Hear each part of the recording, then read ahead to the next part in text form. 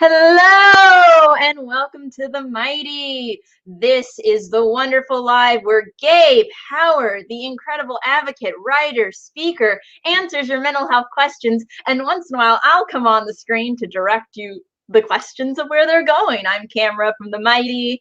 Gabe, would you like to introduce yourself? I would love to introduce myself. Camera, thank you so much for all you do. It's her birthday soon, so we'll get to that a little bit later in the show. I want to warn everybody that it's coming. I am going to sing.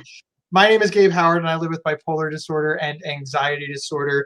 And I host a podcast, Inside Mental Health, which comes out every week. It's from Healthline Media. You can find it on psychcentral.com/show or your favorite podcast player. And I live with bipolar disorder. I was diagnosed with bipolar disorder all the way back in 2003. It seems so long ago now. And when I was first diagnosed, I just had no idea what was going on. I was committed to a psychiatric hospital because of suicidal thoughts. And the first thing I remember about it was waking up because they were trying to jab blood out of my arms. I'm what doctors and nurses call a hard stick, which just means they have to try many times. And I asked them where I was, and they said, you're at such and such psychiatric hospital. It was very terrifying. I was 25 years old, and I didn't even know that I had any sort of mental illness. Now, even though I thought about suicide literally as far back as I can remember, I thought it was normal. That's the way my mind always worked. I didn't know that weighing the pros and cons of life and death was any sort of mental health issue. I just thought it was the human condition. It was normal to me. And when I looked at all of my friends, family, parents, the other adults in my life, I just thought it was normal for them as well. I thought they were weighing the pros and cons of suicide as well.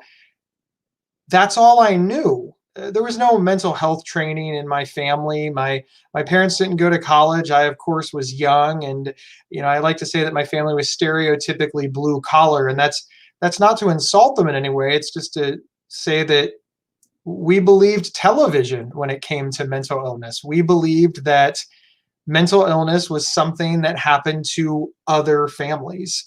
We thought it was a moral value, right? We thought that mental illness was something that happened to bad families, and we weren't a bad family. My story never zags to the left. I'm not about to tell you how my father was absent and how my mother, had a mental health or alcohol addiction.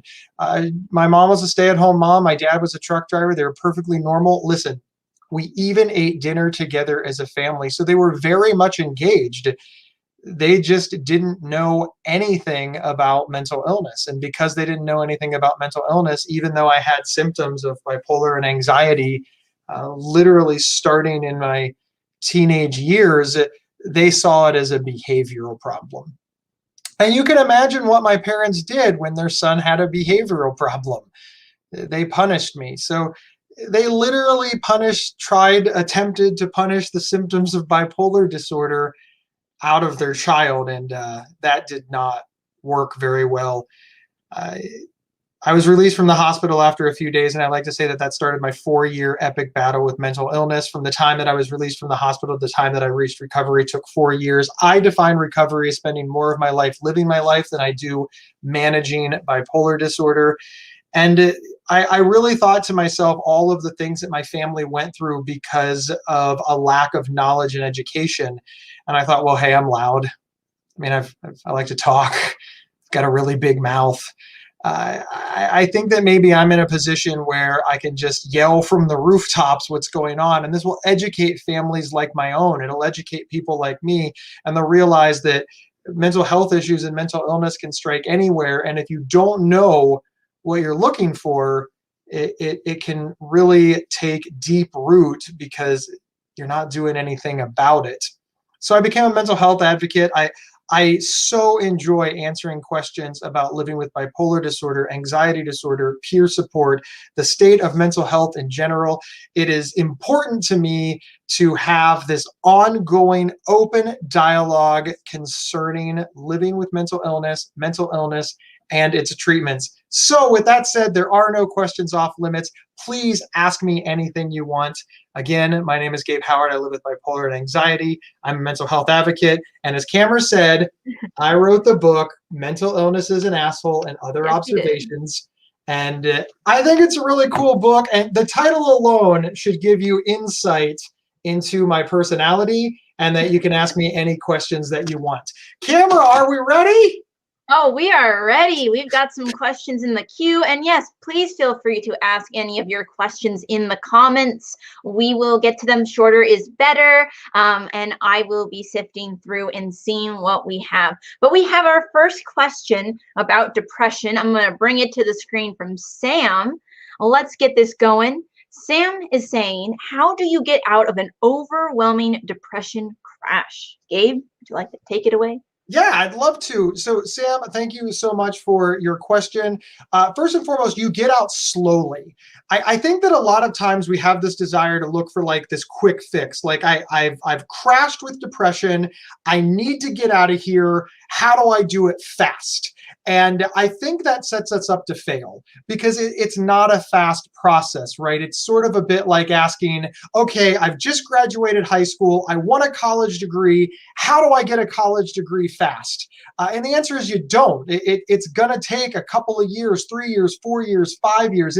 It's not a quick process. It's a slow and steady wins the race process.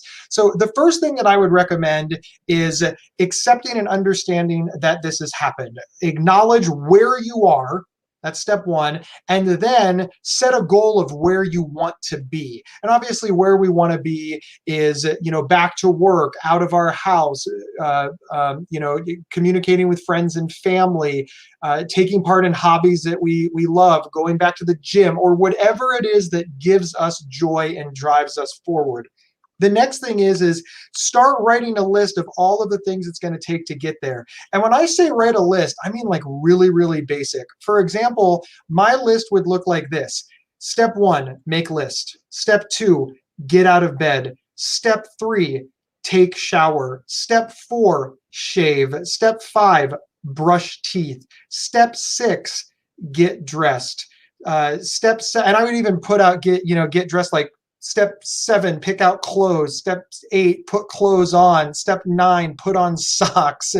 And just on and on and on. Then when you get done with that list, cross off make list, right? You've already done it. You've already achieved one thing on your list. Yay! And then just go through all of those things one at a time without judging yourself for how long it takes. One of the things that I would always think to myself is, oh my God, it took me 3 hours to get dressed, take a shower, shave, and get dressed. That's like a 20-minute job. Who cares? It doesn't matter that it's 20 minutes. It's 20 minutes when you're well. It's 3 hours when you're sick.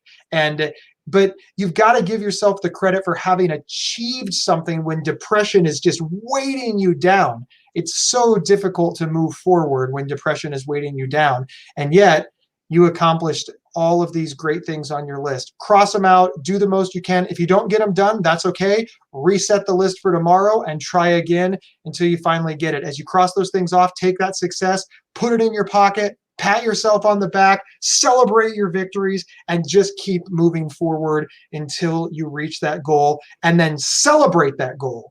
That is the number one key. We are always so quick to judge ourselves for the things that the illness does to us, and we are slow to compliment ourselves and congratulate ourselves for the ways that we overcome the illness. We need a healthy balance. Thank you so much, Sam. Thank you so much, Sam. No, that's great. I think the little steps, it's always just starting little, starting small, and kind of rewarding yourself. So the next comment / question we have is more of a comment from Ang talking about their mom was diagnosed in her late 50s, and I think they both have been dealing with over 30 years of mine and her undiagnosed, Ang and undiagnosed. What is your like opinion or kind of like maybe kind of support of how to kind of deal with being diagnosed later in life? Don't we wish that we could just be diagnosed when it was the most convenient? I know that sounds kind of funny to say that, but it's always inconvenient. I don't care if you get diagnosed at 16, 18, 24, 30, 50. It is inconvenient to have a serious and persistent mental illness. So that's the first thing that we just want to acknowledge right off the bat. We tend to do this thing where we think to ourselves, if I was diagnosed younger, it would have been easier. And listen, that may well be true. I'm not taking away the general wisdom of early detection of any illness. But what I'm saying is, if we're going to play the what if game or the coulda game or the shoulda game, I mean, why not go all the way? Why not say, I wish I would have been diagnosed younger? Why don't we just go for, I wish I didn't have an illness? I mean, it's equally silly. This is how it happened. This is our basis, and this is how we have to proceed. And while it is tough being diagnosed older, because you've got a lot more amends to make, you've probably done a lot more damage, you've suffered a lot more, you've got a lot more trauma, the people around you may have more trauma, it can seem so incredibly overwhelming. The reality is it's not fair, it's not right, but that's where you are. That is where your loved one or your mother may be. And that is where they have to move forward from. The good news is now you've got the correct diagnosis. We're working on getting the correct treatments. We know what's going on, and we can move forward from there. There is an endless supply of, I wish it would have happened this way. It doesn't matter what it is, anything. I wish I would have made more money when I was younger. I wish I would have invested more when I was younger, and on and on. You can't go back. There is a philosopher that said the best time to plant a tree is 50 years ago. The second best time to plant a tree is today. Today is what we're looking at. Rather than focus on, I wish it would have turned out differently, focus on how it turned out and what positive forward steps you can take from here. Camera, did I get them? I know I was kind of answering two questions in one. Did I do well? Yes, I think you did great. I think that it's very important to kind of be like, in whatever age you're at, like that's kind of where you're supposed to be. And I think that's how it's meant to be. What is it that the Brady Bunch said? Wherever you go, there you are. Yeah. Wherever you are, there you are. However it happened is how it happened. Oh, wait, here's people who live with mental illness's favorite phrase. It is what it is. Oh, no. It's annoying, but it's kind of right? Yeah. It is what it is. I mean, I still hate it, but it's a skosh right, Camera. It's a skosh, right? little tiny bit. It's All cliche, right. but accurate. It's a cliche. I want to send Tina some support right now. They're going through some overwhelming anxiety, like kind of really affecting their body, affecting like bad depression, and never feeling like there's going to be an upside. Been off meds for months now, and I'm absolutely feeling the effects of it now. It's been wild how I feel, and I'm disappointed with myself and letting it rule my life. When you're in that space of like feeling like you can't get out and feeling like you're really disappointed with yourself, how do you get to a point of like being kinder to yourself and being like giving yourself a break, that it is natural to get overwhelmed with that kind of overwhelming anxiety and like the emotions that can go through your body and mind? Aren't we so mean to ourselves? And I mean this sincerely, like all of us. There is no harsher critic of Gabe Howard than Gabe Howard. There is nothing that anybody can say that is meaner than all of the things that I've said to myself, because I always think that I could have done better, I should have done better, I can do better. And even when I do well, I think, well, why didn't I do that yesterday? Why did it take me so long? And the reality is that mental illness is an asshole. And I say that because that is how I have decided to look at mental illness. I've personified it. I have decided that mental illness is kind of an entity, and it does really mean things to me. And in reality, nobody likes jerks. Nobody likes assholes. Nobody likes mean people. And we're on guard for them. We're seeing what they're doing while they're lurking around. We're worried about them, but more specifically, we have no trouble venting about them. We all have that coworker or fellow student or person we know from the gym or wherever. We're just like, oh, I can't stand that person. And we understand that it's their behavior that's making us unhappy. That is why I say mental illness is an asshole, because if we can personify the illness and say, you know what? I hate my illness, and it did the following things to me. It removes the judgment from ourselves, and it puts it on where it belongs. It's an illness process. It's a disorder process. It's a sickness, and it's doing really mean things to us. And then we can move on to step 2, which is, how do we get around it? If we have a coworker that's driving us nuts, yeah, we complain about the coworker, but we also try to figure out how to get away from the coworker. Do we ask to move our desk? Do we get a promotion? Do we report them to HR? We take active steps. We don't just sit around and complain, maybe at first, but then we put in a plan so that we can go forward and we can have a good day at work. We can lead our best lives. And that's what we have to start doing. Don't judge yourself for being upset at how bad the illness is. It's a horrible illness. It's a horrible disorder.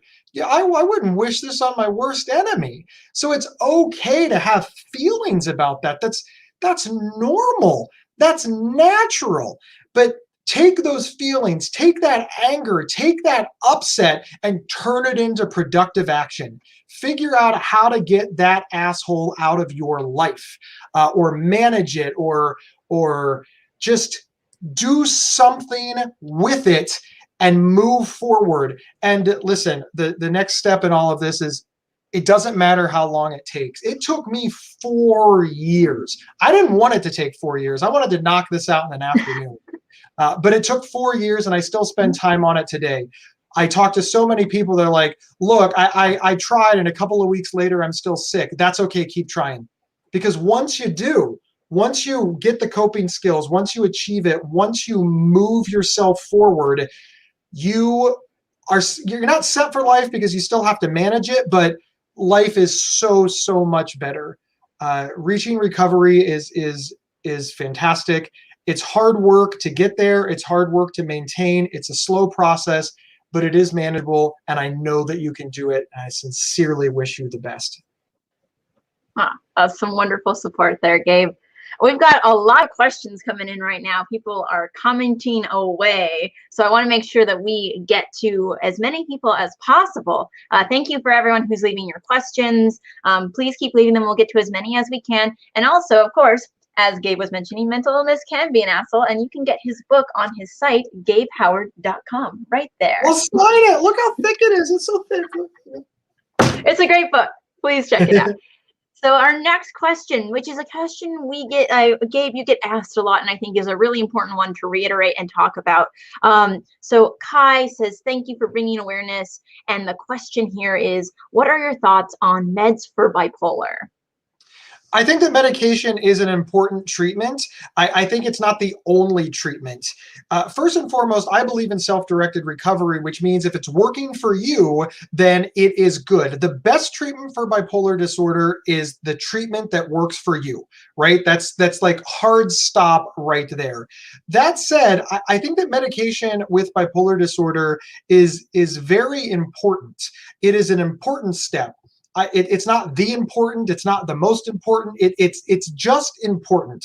I always give the example of like our homes, right? If somebody says to you, listen, what's more important, running water, electricity, the roof, or the windows? Okay, look, that's just a stupid question, because if any of those things are missing in your house, you're gonna be unhappy. Nobody wants to live in a house that doesn't have electric. Nobody wants to live in a house that doesn't have water. And it doesn't matter if you don't have water, if you have electric, that's cold comfort. Nobody cares. You need them all. I think that psychiatric medications get a bad rap because so many people believe that they are the end-all, be-all of treatment for bipolar disorder. They are one treatment for bipolar disorder, just like they are one tool in a toolbox. Could you imagine being a general contractor that only carried around a hammer? That's it. No other tools, just a hammer. No, you need a lot of tools. Medication, therapy, peer support, even watching things like this online, reading about your disorder, learning coping skills, volunteering, and of course, on top of all of that, you need good life balance, things like diet and exercise and sleep and volunteering and on and on and on. All of those things are super important to wellness. And so often I hear people, they're like, well, I take my medicine as prescribed. Why am I not getting better? And I'm like, okay, well, what's your coping skill? I don't know. Well, what about therapy? No, I don't go there. And I stay up all night and I eat nothing but chips and pizza. And I think, man, medication can't overcome all of that. It is not magical. So those are my general thoughts about medication. I think it is important, but I think that it has been elevated to a place where it does not belong. I think that we need many tools in our toolbox, and that is one of them. But this whole, well, it's the most important one. What's more important, a screwdriver or a hammer? Go. It's just a stupid debate. Carry both. Yep. Very important. The toolbox. I love the analogy, and just each tool is its own thing. Doesn't make it more important than the other, but both are important. Loving it. All right, we've got a question here from Veronica about their best friend.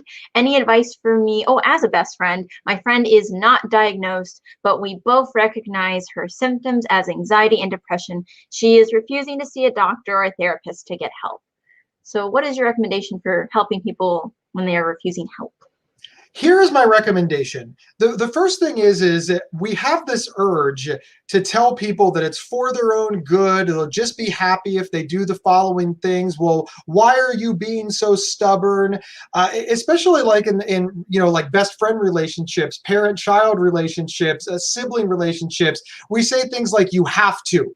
You need to do this. Do it now. And we're like ordering people to do it. And then they dig in their heels and they don't want to.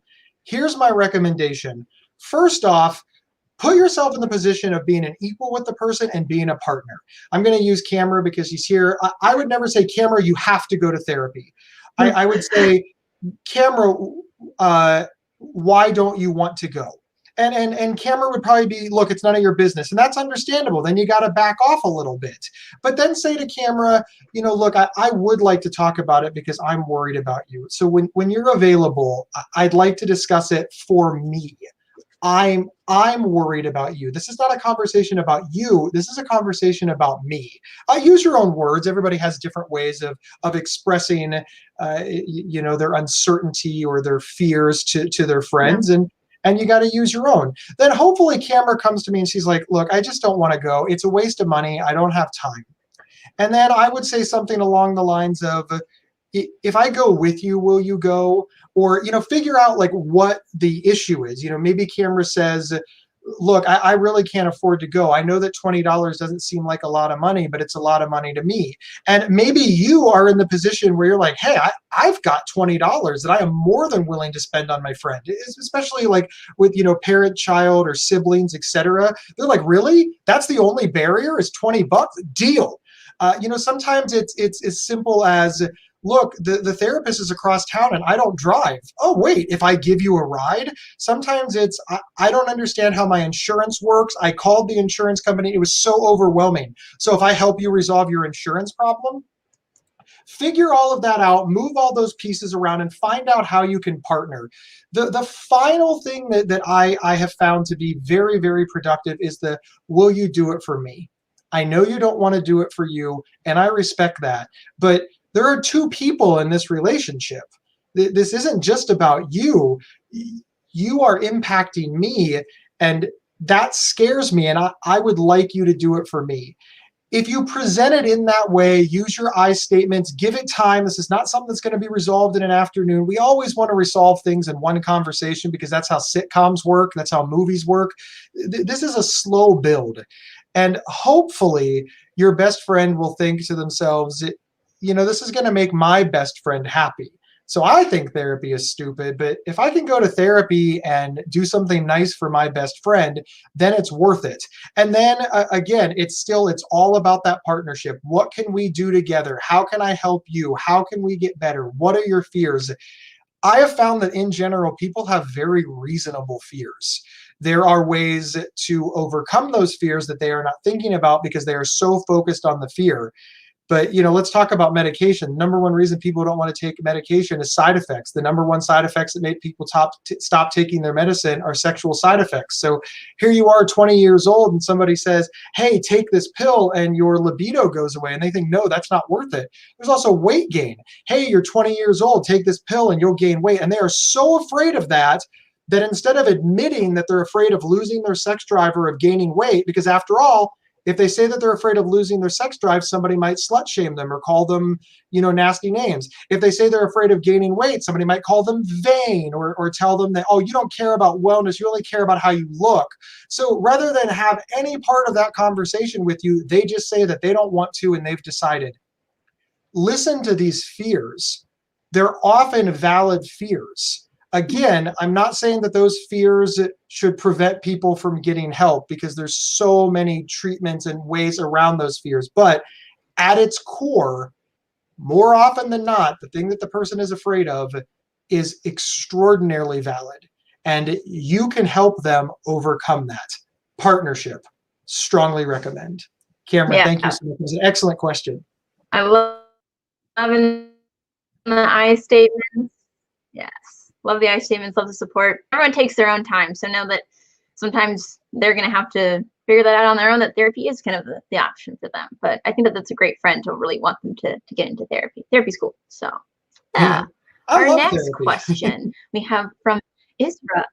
Yes, therapy's great. I like therapy. I think I have, so they think they have bipolar because I feel so euphoric at times, but then so depressed at others. Are these feelings normal, or would these kind of be, I guess, equivalent to a bipolar diagnosis? Should they get checked out? So the first and foremost, I want to say that only in mental health do we have this idea that in order to get checked out by a doctor, we have to be certain. In physical health, we wake up and we just feel cruddy. Like that's, I feel cruddy. What are you going to do? I'm going to go ask a doctor why I feel cruddy. Well, what do you think you have? I told you, I feel cruddy. Like that's enough, right? I mean, just we're just like, I felt crappy for 2 days. I'm going to go get it checked out. We have no idea what's wrong. We just want to tell a doctor that we feel like crud and get some help. In mental health, though, we think that we have to know. Like we have to walk in and sit down and say, hello, doctor. I think that I have bipolar disorder for the following reasons. You don't have to do that. Those are symptoms that could potentially be bipolar disorder. So I understand your suspicion, and that's really good information to give a doctor. The answer to are these normal feelings, of course, are only you would know that, because everybody has different spectrums in their own wellness spectrum. It's not so much the euphoria and depression that we're worried about. It's the impacting of it's impacting the ability to live daily, impacting the exact words are escaping me because I'm just exhausted.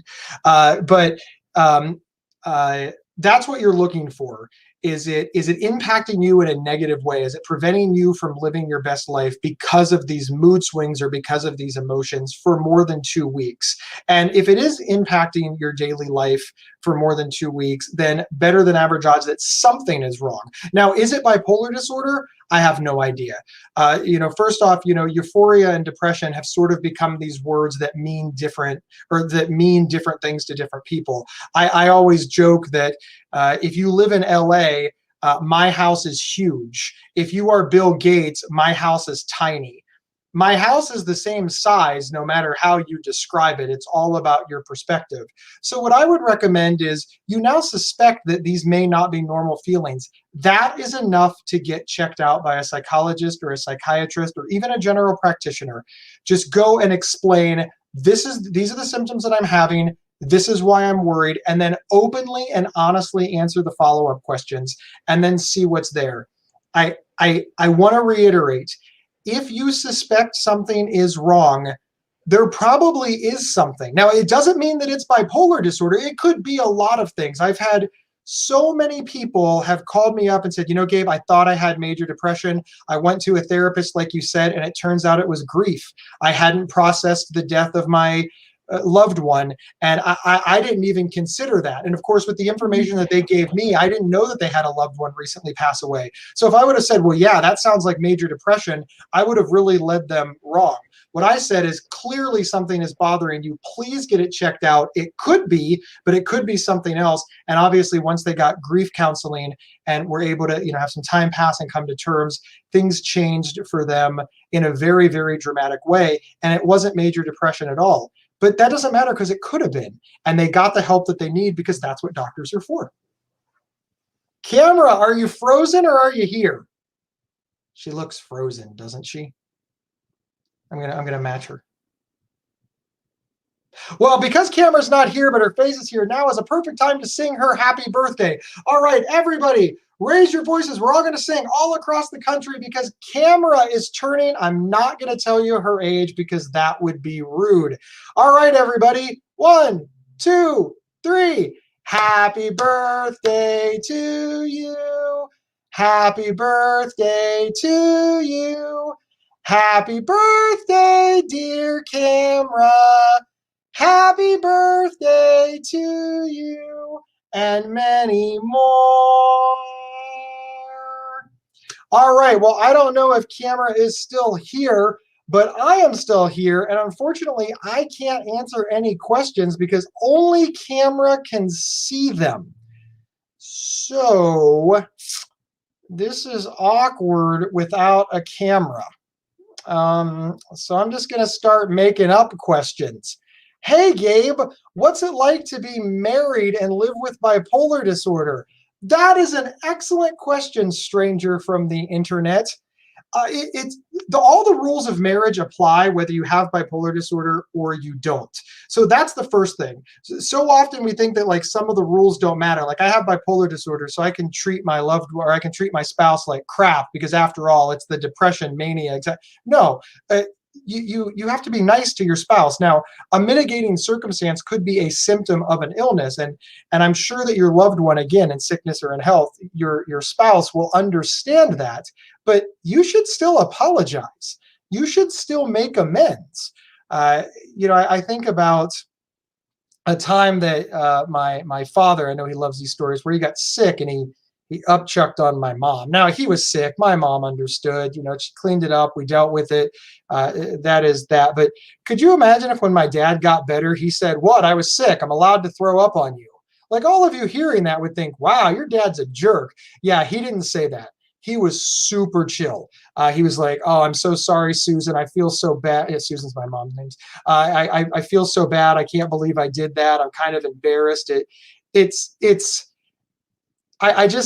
If you have a symptom of bipolar disorder or anxiety or depression or any mental illness issue, and it impacts your spouse, apologize, make amends, tell them you're sorry.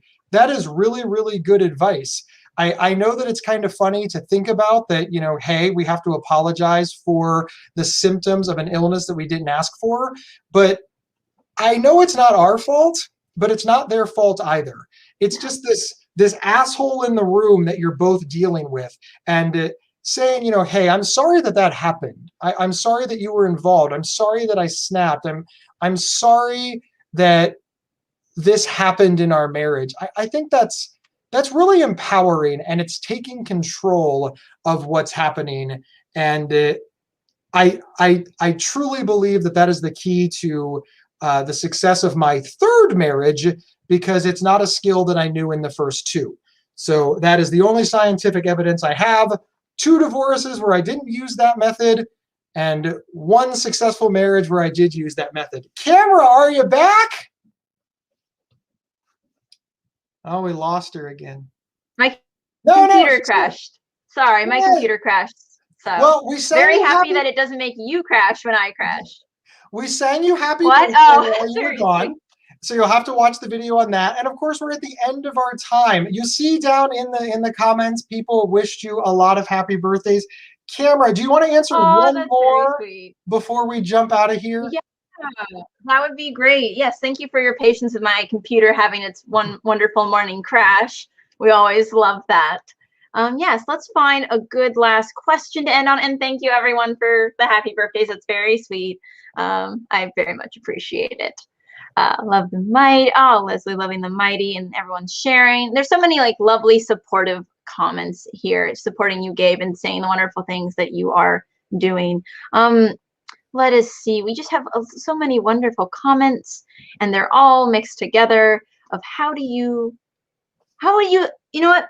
This is a bipolar live. How would you explain bipolar? How do you describe bipolar to someone that doesn't understand bipolar? Charlotte is asking this, and I think a good way to wrap up is to kind of explain the definition. Kind of how do you properly explain bipolar to your loved ones? Yeah, so bipolar disorder is defined as two extremes. This is, in fact, I'm just going to tell you exactly how I would do it if you asked me to explain bipolar disorder to you. I say bipolar disorder is two extremes. On the low end, it's suicidal depression, and on the high end, it's godlike mania. And it's moving back and forth along that spectrum, which means that sometimes you think you're the greatest thing to ever live, and sometimes you think that you're literal garbage. But you can also be anywhere on that spectrum, including the middle. And the middle is often described as stereotypical or normal. And then you can be a little bit manic, you can be a little bit depressed, or of course you can go all one way or another. That is the basics of bipolar disorder, the two poles moving back and forth on the spectrum. In addition to that, there's symptoms of bipolar disorder like psychosis or delusions or paranoia or anxiety. And all of those things factor in to make whatever particular flavor of bipolar disorder you are diagnosed with. But the most important thing to remember is it's extreme highs, godlike mania, and extreme lows, suicidal depression, and moving back and forth on that spectrum without any control as to the mood swings. And that is the definition that I give. And then I tell people, of course, that if you meet somebody with bipolar disorder, you've only met one person with bipolar disorder, and every flavor is just a little bit different because, of course, it takes into account the individual's personality and things like that. That is how I would begin to explain it. And then I would ask them to ask follow-up questions, or read some articles or listen to a podcast to get even more information, both from a lived experience side and from a medical side, to get a good foundation so that they can help. And psychcentral.com is great for the medical side. The mighty.com is great for personal stories, and it's definitely a 1-2 punch. And don't be afraid to ask questions. I myself am willing to answer questions about my lived experience and my journey with bipolar disorder. And more and more people are, which is due in large part to sites like The Mighty. More and more people are willing to talk about it. And I think that will help more and more people understand. Agreed. I think that's great. We did it. Woo! You did it. You were able to do it without even me being there. I was able to have a computer disappear and come back and see all these nice people say nice things. So we sang happy birthday. You want to do it again? No. I think I'll go back and watch. I'll go back and watch. That'll be great. All right, camera. Be a very nice thing to do. But thank you everyone for joining us today. Thank you for asking your questions. Thank you. Also, Rudy. Yay, Rudy. Hello, Rudy. Rudy has a wonderful panel on advocacy in bipolar today at 3 p.m. Pacific, 6 p.m. Eastern. Come join the panel later. We can join. This is just a fun bipolar day. It'll be great. So we love both of our Rudy bipolar is awesome. Sincerely, check it out. Check him out. 6 o'clock Eastern, 3 o'clock Pacific. Rudy is a great host, and he's there with a whole bunch of people. Sincerely, if you need more, I don't know what his topic is this week, but I already know that it's great. It's on advocacy. Yeah, it's on how to be an advocate. Oh, it's going to be great. Yes. Excellent. Check that out. Yeah, very excited. All right, camera. Are we ready to wave goodbye? Yes, let's wave goodbye. Have a wonderful week, and we will see you next time. Bye, everyone. Stay mighty.